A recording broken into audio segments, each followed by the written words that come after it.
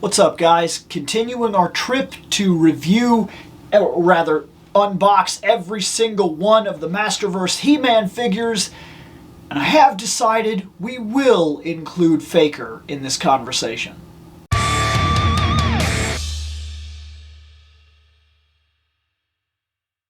So let's just get this one out of the way real quick. There's a reason that we're including Faker. Faker is a He-Man. I fought with myself a little bit about this, and if I can get the other Faker, which I don't know if that's going to happen, I ordered the other two He-Men that I was missing. So far, He-Man, I'm only missing two Masterverse characters. Movie He-Man, New Adventures He-Man. That's it. I don't know. I think they're due to come in like 2 days. I'll have them in like 2 days. So that's fine for them. Even if I order the Faker, like from Big Bad or something like that, I don't know what my chances of actually getting him on the shelf by the time I get, the videos done. If he's out and if I have him, we will add him to the countdown. I don't know yet. But as we're marching towards this countdown idea, who is the best He-Man in Masterverse, I wanted to add this figure. And I fought with myself a little bit about this, but in the end, He-Man, Faker, is meant to be not just a variant of He-Man, but a copy He-Man, a fake He-Man. And in so doing, he is a He-Man, which ironically makes him one of the looks of He-Man.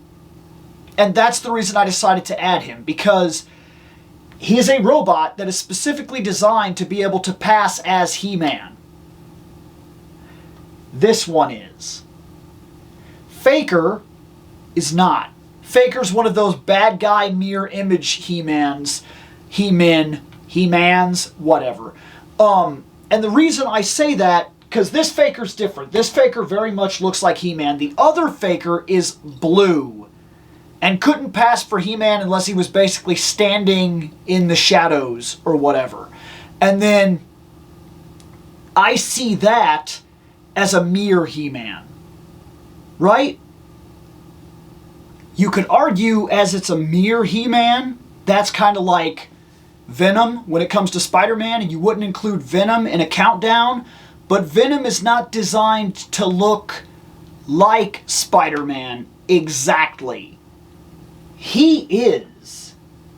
And it just kind of got me thinking that at the same argument, I also would include Anti-Eternia He-Man if we were doing this conversation. And I would say, is this a cool variant of He-Man? Because to me, this is just a variant of He-Man. And if we're talking toys, then that's very blatantly a variant of He-Man, because it's just a repaint of He-Man. And then at that point, we're asking the question, who has the coolest paint job? You get what I'm getting at. This, I fought with myself back and forth as to whether or not I was going to have him or whether or not I wasn't going to have him as a variant, as a person in the countdown, as one of the He-Man that we had to talk about. But because the toys are designed the way they are, that's what made my final decision. Faker is a He-Man. Just like Anti-Eternia He-Man is a He-Man. Just like the 2010 He-Man is a He-Man. Yes, mythology-wise, it's a robot fake version of He-Man, but it's a He-Man. It's a repaint, and to ask the question, I'm not asking the question, who's my favorite He-Man? I'm asking, what's the coolest He-Man toy of He-Man? And that would include things like Faker, and that would include things like Anti-Eternia, and that would include things like, if we were going over Origins, He Skeletor. So, because those are just repaints, and sometimes a simple paint swap can really get the imagination running and really change everything that we're talking about, and that's why I decided to add him. Now, let's check him out, because I actually don't feel like this video is going to be very long. Alright, here we are. This is Faker. This is Faker from Revelation. This is Masterverse. And right here, this is one of those deluxe figures that they released him on the big card back, basically, and they gave him all the extra parts and whatnot, which, I could argue this guy is not very deluxe. Maybe because his paint app, maybe because of that. There seems to be an awful lot of paint stuff that they had to do, and maybe that's why he got to be an exclusive figure. And his power sword and whatnot seems like it was more detailed than the power sword that we got for the He-Man figure that came out the same, and we'll compare those two when we get there. But there we go. That's the back of his box right here. And it says, of all the deadly minions at Skeletor's disposal, Fakery's mastery of deception and destruction makes him among the most dangerous. The cybernetic doppelganger of He-Man takes on the appearance of Eternia's most powerful protector, fooling many heroes, including the Sorceress of Grayskull herself. By the time the heroes discover Faker's true nature, it may be too late. Now, this guy shows up in Revelation. He's used once. He's basically shot, and that's the end of him. Like, I thought this was really cool. I liked the concept of the robot being so perfectly He-Man that you wouldn't know that it was him until he was exposed. And also because this guy digs into something that I was talking about, not just the mirror image hero. We've talked about the mirror image hero multiple times on this channel. I like the mirror image bad guy to the hero and whatnot, but this digs into something else that I love about MOTU. Now, before we move on, before I talk about that, the bottom here, I have this entire wave. So we're not looking for anybody in this wave. We'll be able to cover every single one of these guys as we go and get my thoughts one way or another on every single one of these characters, because I have every single one of them. So far, there's already a video for him. That leaves 3 people in this wave that I've yet to discuss. Let's open Faker. Okay, so before we go any further, let me just say, perfect. See that? That is one of those plastic coffins that has none of those tabs. I can just push him out of there. Every single part is sealed in the plastic, and we can just push him right out of there. That's the way these should be. I don't understand why time and time again, all the time, we get these and they have those plastic tabs on them.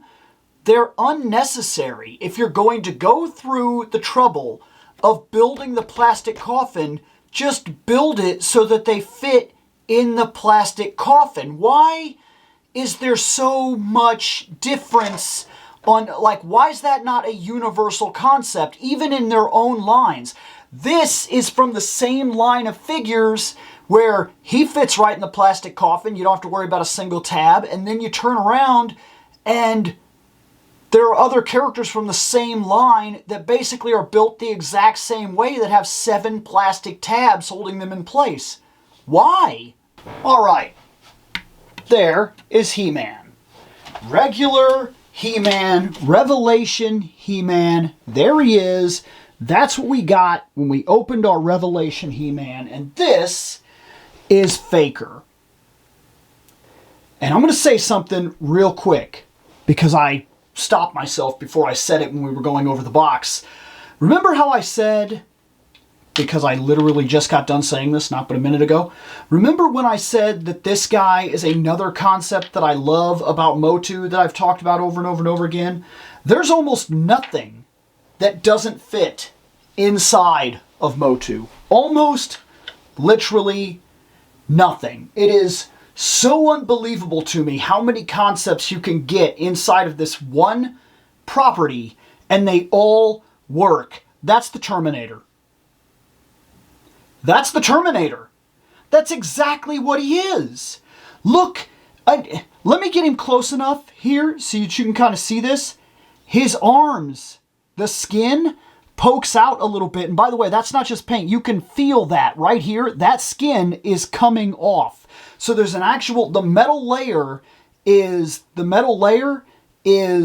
further back than the skin layer, which means the skin was on top of the metal layer. And it looks like it bleeds. That means, as crazy as this is, Faker, in the new Revelation material, in the new toys, in the new concept, is living tissue over a machine. Over a machine. He is a Terminator. A literal Terminator. A Terminator on Eternia that poses as the strongest man in the universe, whom only minor details could you ever actually tell it's not him. He has red eyes. That would be one of the things that would give him away.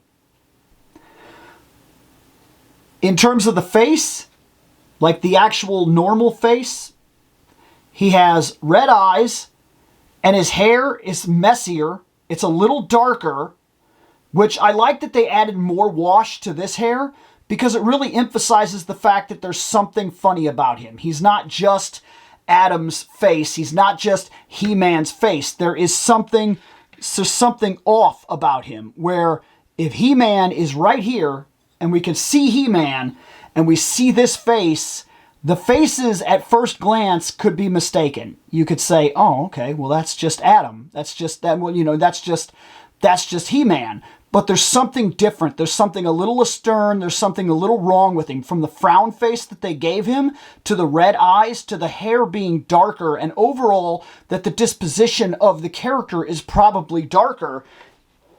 That is really cool. That's a really good idea for actually hiding the He-Man fakery right out in plain sight. I like that a lot. Also, when he just stands here like that, that is menacing, with part of his skin and everything burned off, and the way that's... I just took him out of the package, posed him, pointed his head down a little bit, and you can see that's menacing. That is really, really cool. He has a complete exposed robot head. So if at any time you want to take all of it off, you can do that. I don't plan to do that. I think that this is the way I'm going to display him, because to me, he very blatantly is He-Man, Terminator He-Man. He does come with a slap hand. He does come with a grabby hand. He does come with a punchy hand. Speaking in which, if we're going to set him up the way that I would like to set him up, in fact, I personally think, let me do this real quick, if I was to do him, I'm going to put this in the other hand and have him hold the sword in the gauntlet hand. Just one more little thing about him that's wrong. That's the way I see it. Right? Because here he is. Let's adjust his chest belt a little bit because it's kind of off a bit. I want to do that, and I want to move his stuff out here a little bit, point his head down like I had him, put him right there. There he is. Exposed for what he is, exposed for the monster, the fake, the Terminator. That's him. That's what I would do. And if I did put the shield on, I would purposely put the shield on this side so that I could kind of re-emphasize the fact that he is not He-Man. He's meant to be fake, and there are little things that you could see that would point it out to you, that would give it to you right away. I like that even if I was to swap bodies, it wouldn't be 100% perfect. If I swap bodies here, these belts are not 100% the same. The coloring is a little different. It's a little darker red on this and a little brighter on the silver, and that the silver part of the harness, and that exposes him a little bit. His furry shorts are a little bit darker, not by much, but you could tell. And if I was just to use this He-Man body and this head, well, then he would have the darker hair. There are giveaways to the fact that he's not right. There's something wrong here. He's not He-Man. He is a fake. That's fantastic. I like his power sword having that orange.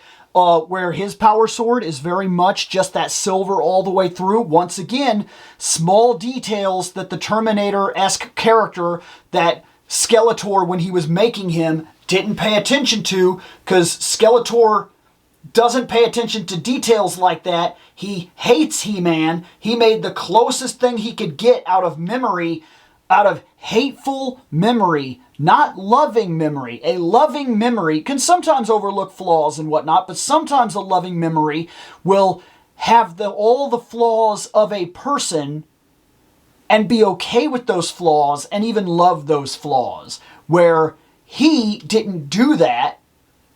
He very much took it from hate memory and filled in blanks and whatnot where he saw things and never really stopped to think about how the sword looked, because that's a blatantly stupid mistake right there.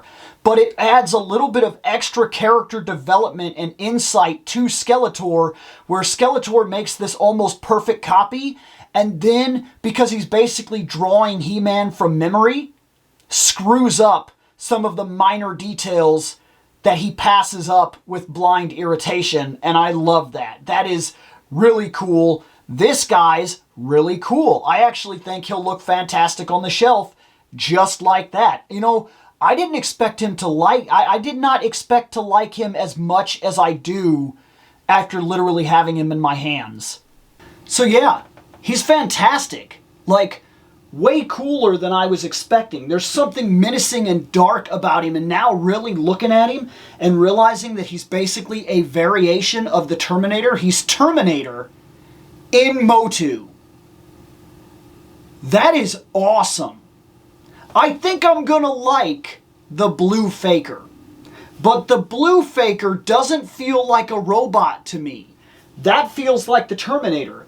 Blue Faker, personally, to me, feels like a shadow doppelganger, or just a monster doppelganger, something that copies He-Man and basically becomes He-Man, like a shadow, like an evil version or something. That's what it feels like to me. And it'll be interesting when I get there and really get him in my hands and get to look at him, what I think about that. But yeah, he does come with a second set of armor, which I didn't really talk about. He comes with this Skeletor-esque armor, but it's orange. I actually feel like what I'm going to do is hang on to this, because I do have a merman that I'm going to buy at some point, and I don't like older merman. Older merman, because I'm calling him older merman because he's the merman from Revelation, and he's older and he's not wearing any of his armor or any of the stuff that kind of made him merman. It just doesn't feel the same. I kind of feel like putting this armor on him might kind of spiff him up, give him a little more style. I don't know. I'll know when I get him. I intend to buy most of, if not the entire Masterverse line. I'm picking and choosing here and there, but I really like Masterverse, and I think that it's a line that I could legitimately collect all of if I was given the chance to do so. And I think that I could do it, and I think that I would do it.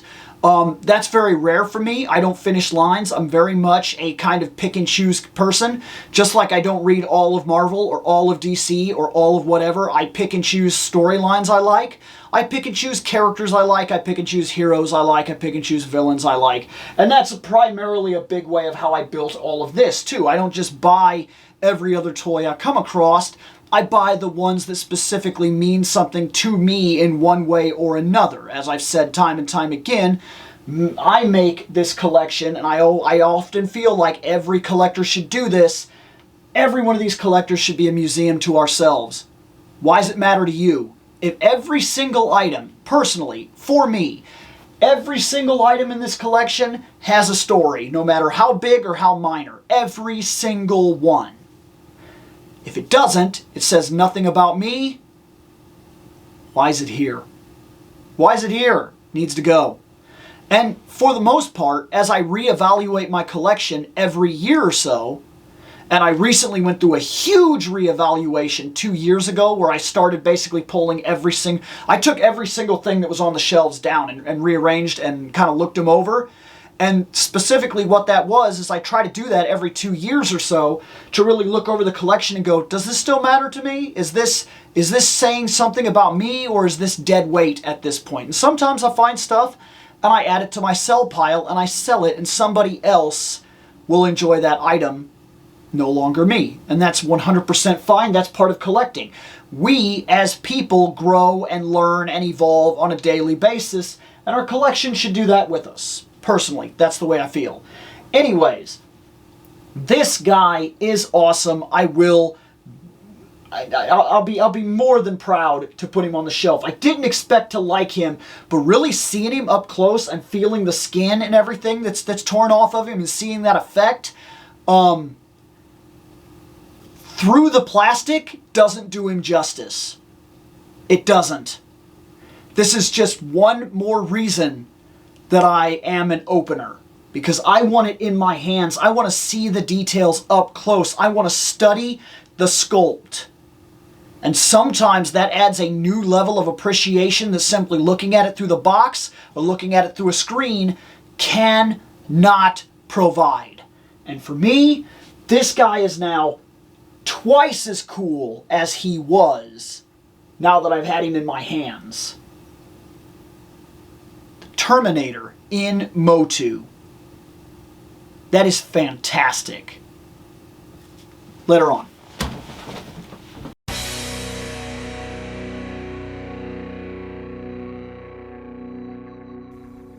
I have spoken. Take what you will from it.